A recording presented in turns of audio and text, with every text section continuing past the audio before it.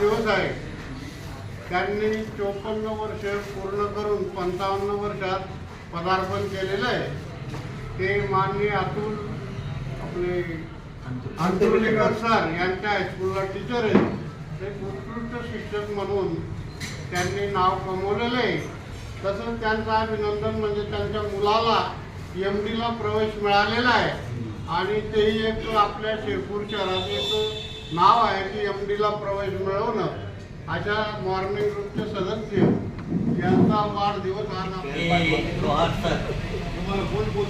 यांना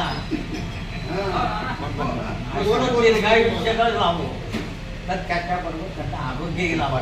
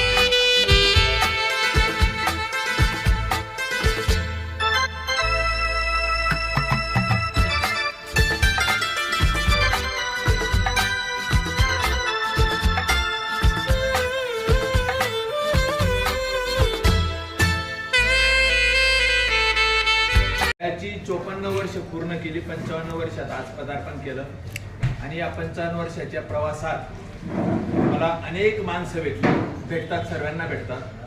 काही काळानुरूप विसरले जातात, काही स्मरणात राहतात, काही नव्याने जुळतात. तर आदरणीय आबासाहेबांच्या माध्यमातून तुमच्या सर्व मंडळींचा सहवास मला या ग्रुपच्या माध्यमातून लाभला. मी खरंच धन्य झालो. आज आपण जर पाहिलं तर मॉर्निंग ग्रुप इथं दिसतंय, पण सर्वजण वेगवेगळ्या क्षेत्रातले वेगवेगळ्या माध्यमातून या ठिकाणी एकत्र आलेले सगळी तोलामोलाची मंडळी. मी तर असं म्हणेल की आपल्या शिरपूर शहरातील समाजातील क्रीम मंडळी आणि त्यांचा सहवास मला लाभल्याने मला म्हणजे आयुष्यात खूप भेटल्यासारखं वाटतंय. की असं म्हणतात की 100 पुस्तकं वाचल्याने जेवढं ज्ञान मिळतं तेवढं अनुभवी आणि ज्ञानी माणसाच्या सहवासात 1 तास जरी घालवला तरी तेवढं ज्ञान आपल्याला मिळतं. आणि तुम्ही तर माझ्यापेक्षा 40 2 दशकं 3 दशकं 4 दशकं पुढे चालणारी माणसं आहेत. मोठा अनुभव आहे, मोठी पावसाळे खाल्लेले आणि अशांचा आपला सहवास मला लाभल्याने माझ्या या व्यक्तिमत्वाला निश्चितच पैलू पडलेले आहेत. आदरणीय नानासाहेबांची तर आधी थोडीशी दुसरची ओळख होती. उपनगराध्यक्ष असताना काही कामं घेऊन जायचं त्या ठिकाणी. आबासाहेबांचा तर मला 2 दशकांपासून एक संबंध लागलेला आहे. एक त्यांचा आणि माझा एक पारिवारिक संबंध आहे.